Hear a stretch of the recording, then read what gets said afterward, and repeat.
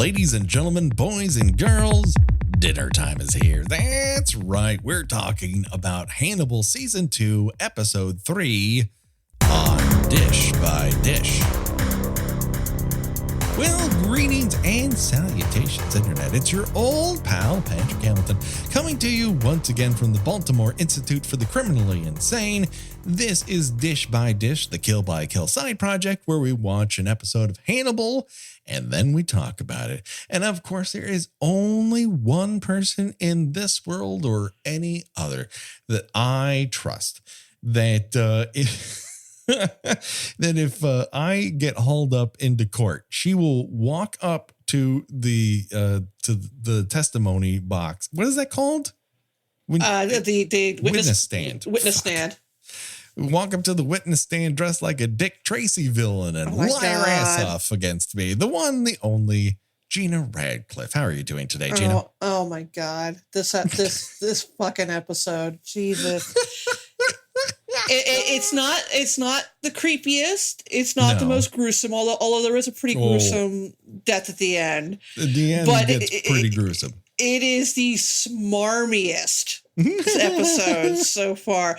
There are so many smug and smarmy. You've got the double header of Chilton and Freddie Lounds in the same fucking episode. That's too much. Plus you've got the prosecutor and you've got the defense attorney. They're both gigantic assholes. Yes. It's really become an asshole fest in this particular episode.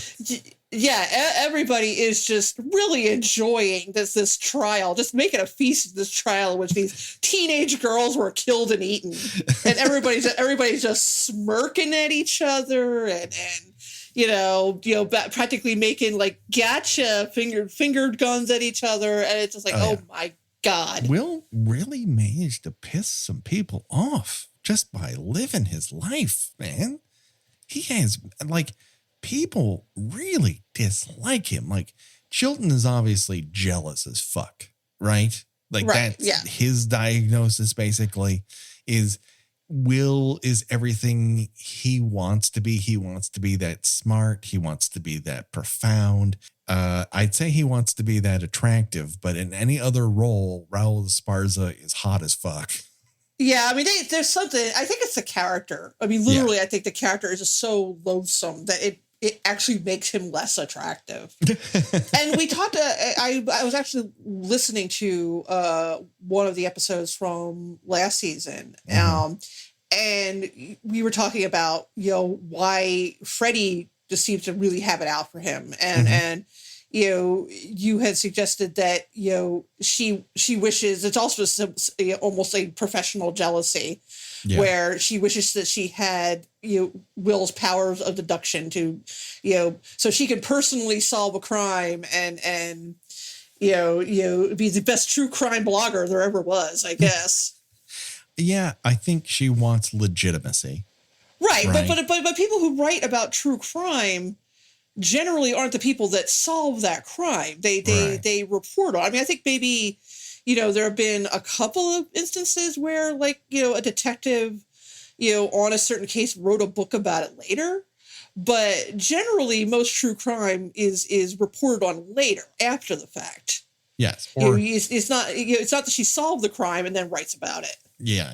But you want all the exclusive information about it so that you can capitalize on it. Also, there's that phenomenon of a true crime book or series, documentary or whatnot, bringing new information to light, and especially on cold cases, sort of warming them up with new information and getting the audience and public at large interested in closing the book on this for reals. Right. So I'm not quite understanding what her motivation is. For one thing, I don't know why she shows up at the trial dressed like Tess Trueheart. With this 1940s, giant hat on covering her face like she's ashamed to be there. And then just drops this outrageous outrageous And that's the crazy fucking thing. I'm does she realize that Will is not responsible for Abigail's death, but blames him for it anyway, and says, well, someone's got to burn for this. Or does she just, or does she just feel like continuing to make his life miserable for no good reason?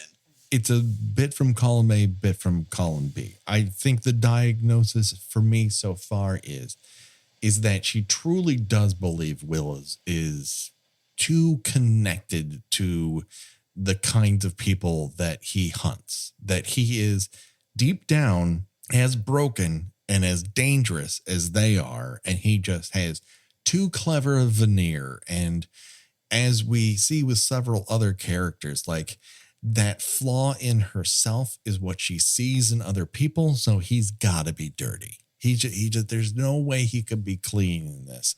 His hands have to be blood fucking red.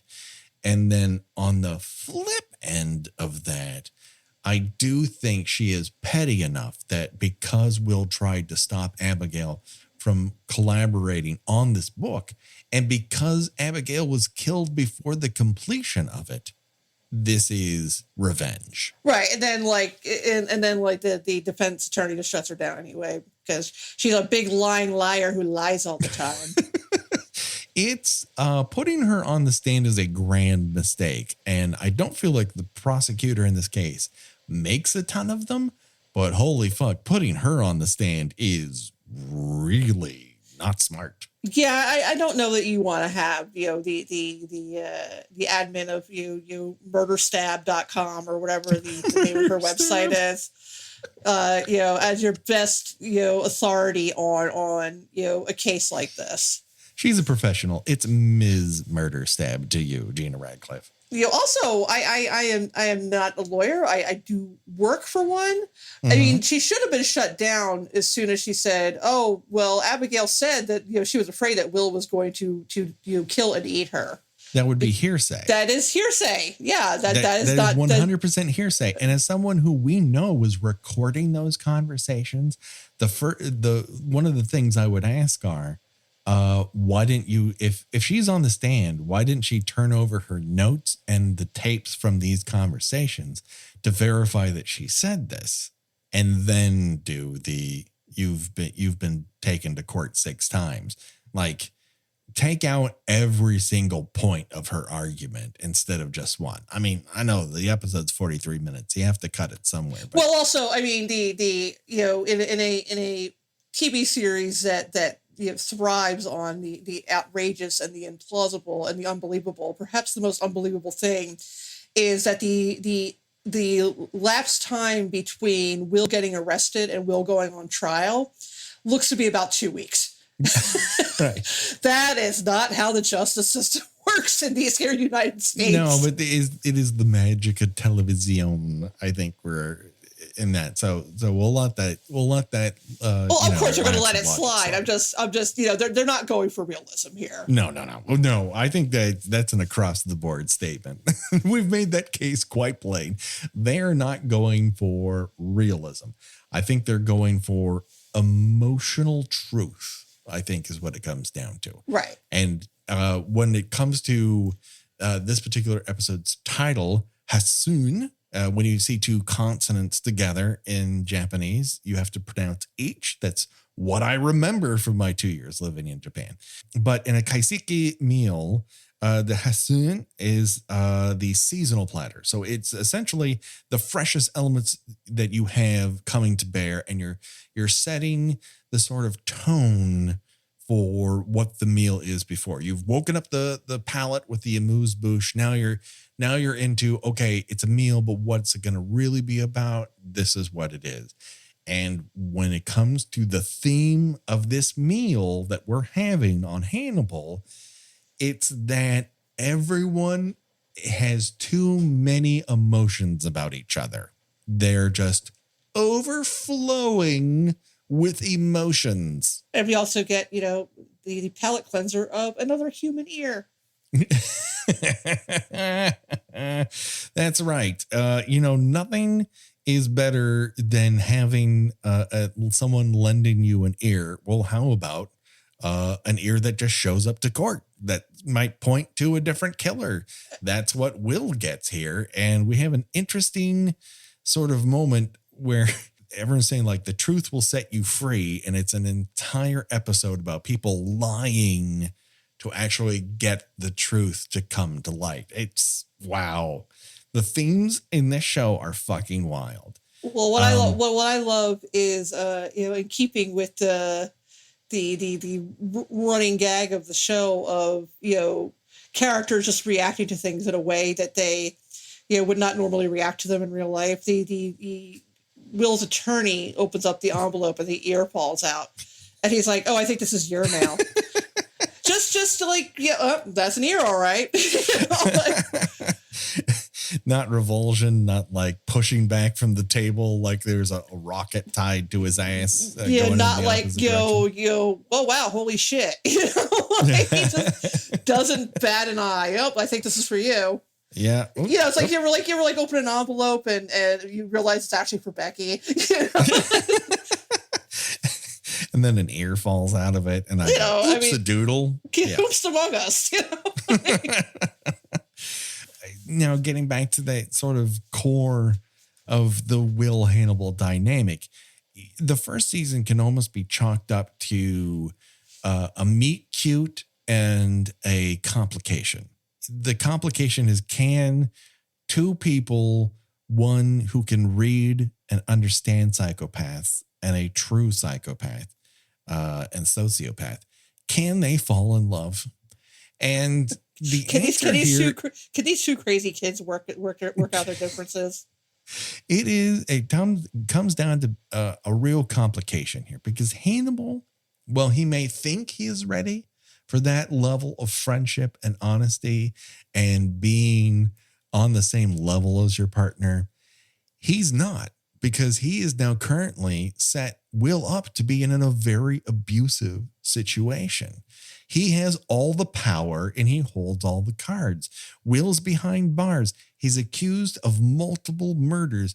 No one is going to believe him because his brain was on fire. And then they say, oh, he's only using, his brain being on fire as an excuse. Like, everything's going against Will. And Hannibal's kind of like, well, if you trust me, I can get you out of this. Like, that's not a good place for a relationship, my dude. No, it is not. I think power dynamics might be one of the themes I want everyone and ourselves to look at when it comes to this particular season. Is it's not that they don't have an emotional connection, but if they're not going to be honest and they're not going to be on the same level, you're not really in a relationship. What are we talking about again? Oh, Hannibal.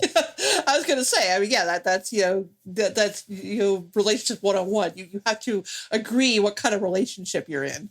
It turns out that the ear that landed on the courtroom desk there came from a bailiff who stole a knife from the evidence room and never returned it. So when Jack hears this information, he sends a couple FBI agents in to check it out. Wouldn't you know it, the place is booby-trapped and it goes up in a giant ball of flame. And we have another body mounted on deer antlers. Yes, just displayed there. Old reliable. I was watching. I'm thinking that's actually a fairly popular way to kill people in movies on television. And I have no idea if that is something that has ever borne itself out in real life. I want to say, I'm probably wrong, but I want to say the first instance of it was Silent Night, Deadly Night. Oh, yeah. But I'm probably wrong. That's certainly the first time I recall seeing it. Sure, yeah. But I don't think that I've never heard of a true life case of someone being found mounted on deer antlers. No. Listen, if you know, first of all, shame on you. Second of all, let us know. Like, share your guilt. I'm 100% serious. I want to know if this is something that has ever actually happened in real life, because it happens a lot. But a good, you call it Chekhov's deer antlers, because if there is a meaningful shot of a mounted deer head on a wall, at some point, a human body is going to be hanging off of it. Yeah. And very importantly, with this particular mounting, it is the sort of field kabuki thing that we saw in episode 1, season 1. Not only but this poor bailiff's face has been sliced from one ear to missing one ear. He got that tongue through the neck thing again, yes. like Will's neurologist. I believe someone refers to it as a Glasgow smile. Yeah, I've never heard that. I mean, they do say that. I've never heard it referred to as that before, but fine, whatever you say. Yeah, it's basically, quote unquote, Will's greatest hits. Yeah, for sure. It's hitting all the touchstones. And Will sort of sees this inside of his mind palace when he's shown all the pictures in the police report. And you see him slice off a guy's ear. And I'm thinking, this is the same fucking network that aired Super Train and Family Ties, Gina. That's what I was thinking about with the last episode where the guy in the silo is trying to like rip himself off of the display of bodies he's been glued to, and it did not look away. No. And yeah, I mean, you can see the knife in the guy's mouth in this one, and I don't know. I mean, we haven't even gotten to. I mean, you don't see it happen, but you see the aftermath, the kill at the end of the episode, and it's like how was Brian Fuller not constantly getting angry phone calls? Fuller, what the hell are you doing? From J Marvin NBC. I let my 5-year-old stay up to 10 o'clock on a Friday night, and this is what he sees.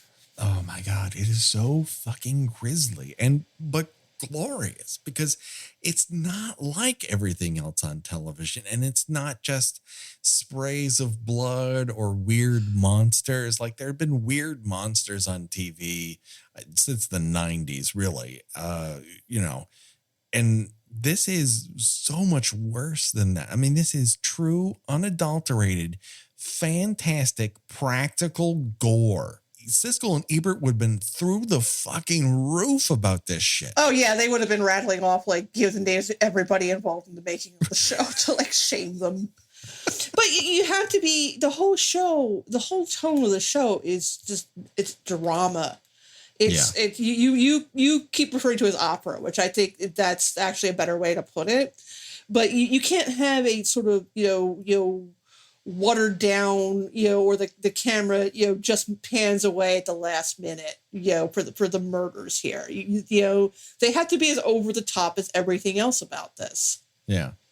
I want to say it's not trivial. This is the difference between this and, let's say, and I can't say I'm a great expert because I've watched like 10 Criminal Minds in my entire life, because once upon a time I sold Criminal Minds in syndication and then again on a different network. Like I've seen my fair share of Criminal Minds episodes, and not to put anyone down who, has contributed to that show. Like, it's a formula. It was obviously popular, but I also feel because its nature was, we're just like chewing through these quote unquote psychos, that it doesn't feel emotionally connected. And the one thing that Hannibal has in spades is it is full of emotion, and while it lacks for realism, it's not its goal. It's emotional truth.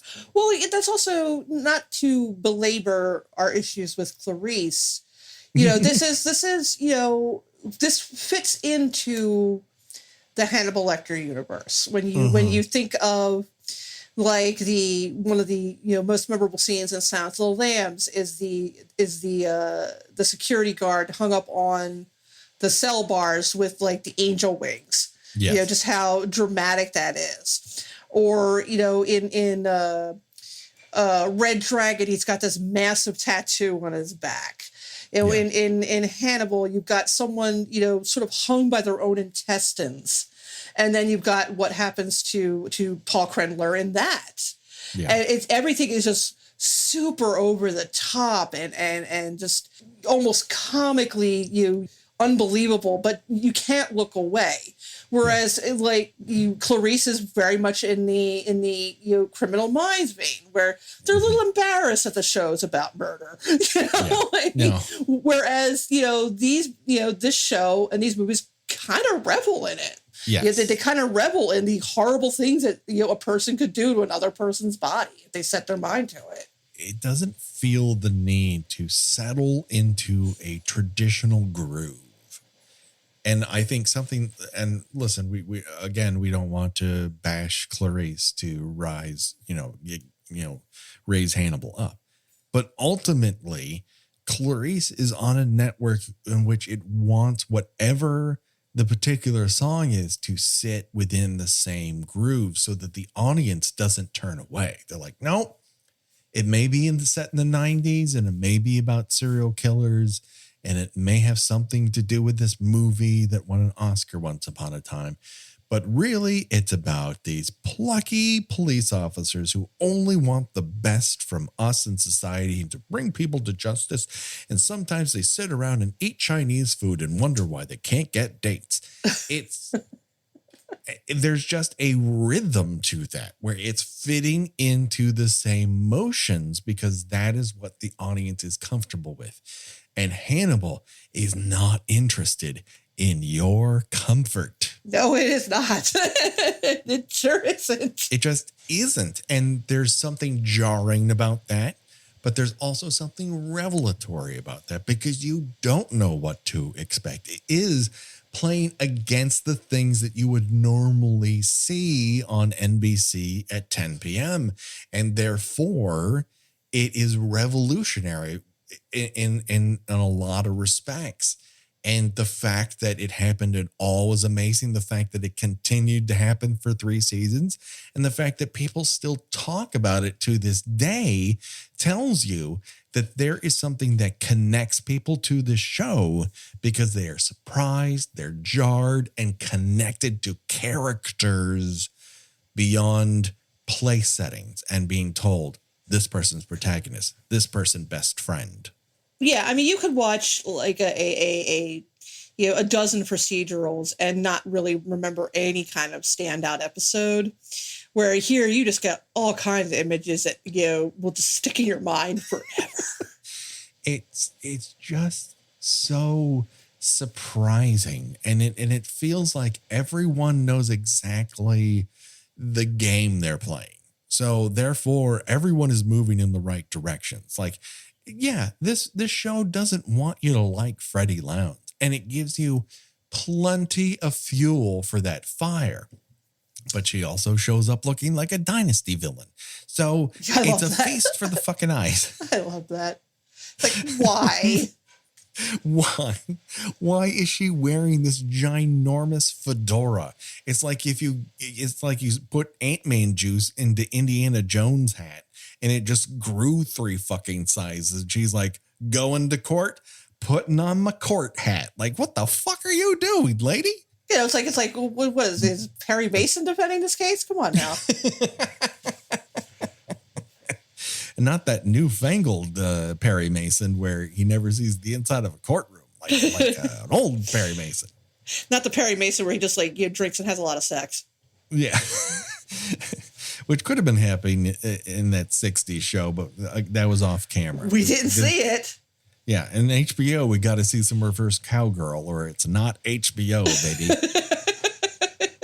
They put on this defense where Hannibal's kind of like, listen, you know and I know that this murder isn't the guy who killed those other 4 people, but how many people are going to figure that out? Let's just do this. Let's make this happen. And, Hannibal, I think, he's not good at thinking on his feet. He's more of a planer. And when it comes to this stuff, there's just too many free radicals. So when he gets up on the stand, things go awry. And before you know it, the judge who was like, I'll allow it. I want to hear this out. It's like, no, fuck, this defense is out. You can't bring it up again. I want this testimony struck from the record.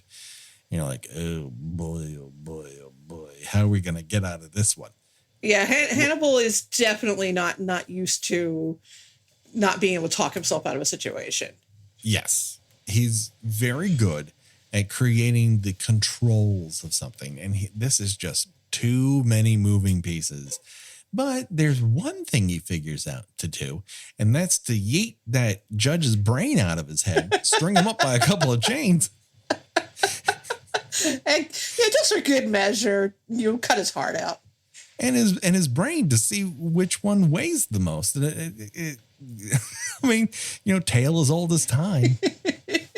Oh my God. I mean, just. And again, everybody peeled down.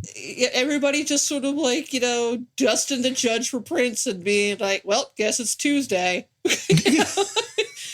The only people that remotely react to it like normal people are like the janitor and Cynthia Nixon's character, Katie. Who looks mildly nauseous. She's so pissed off. She's both revolted and pissed. Right.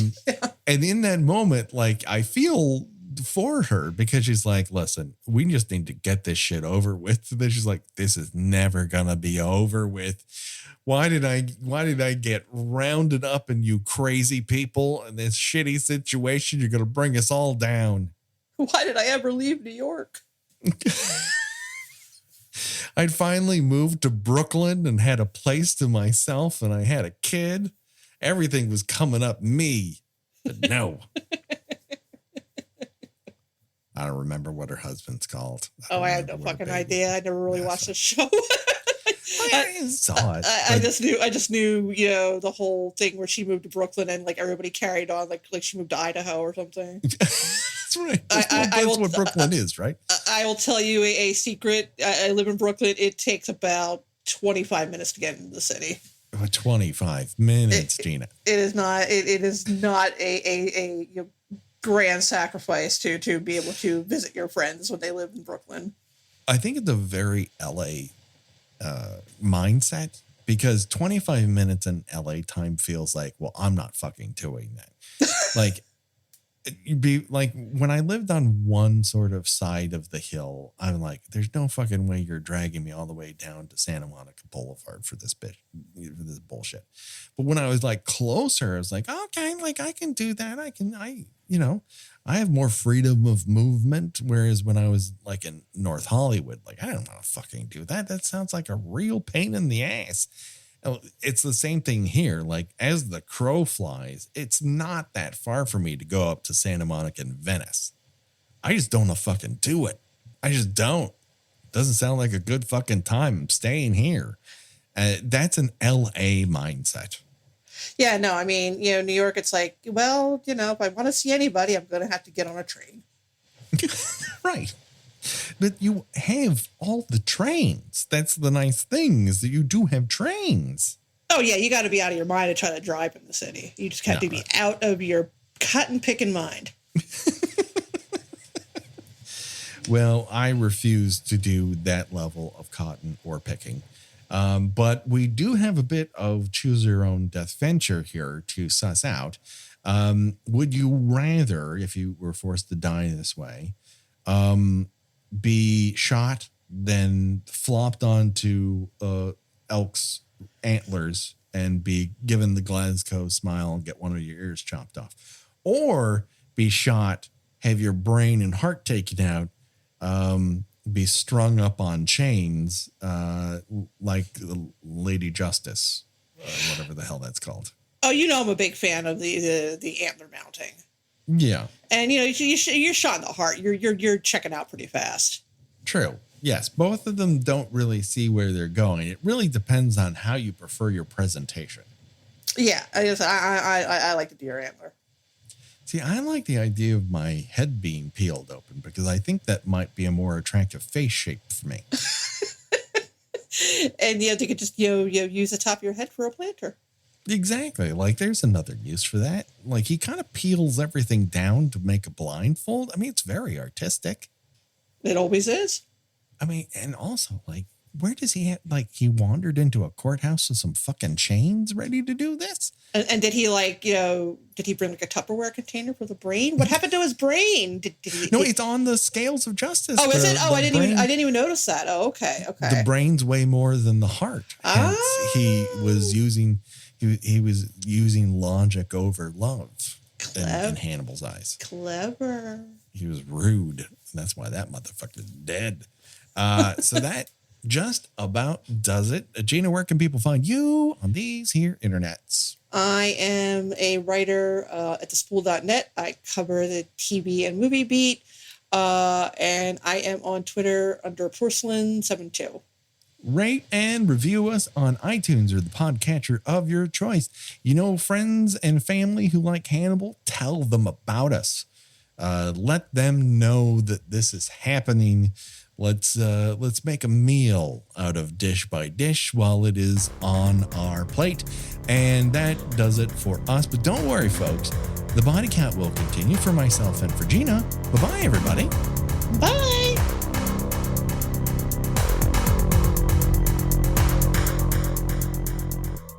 Ladies and gentlemen, fuck that up.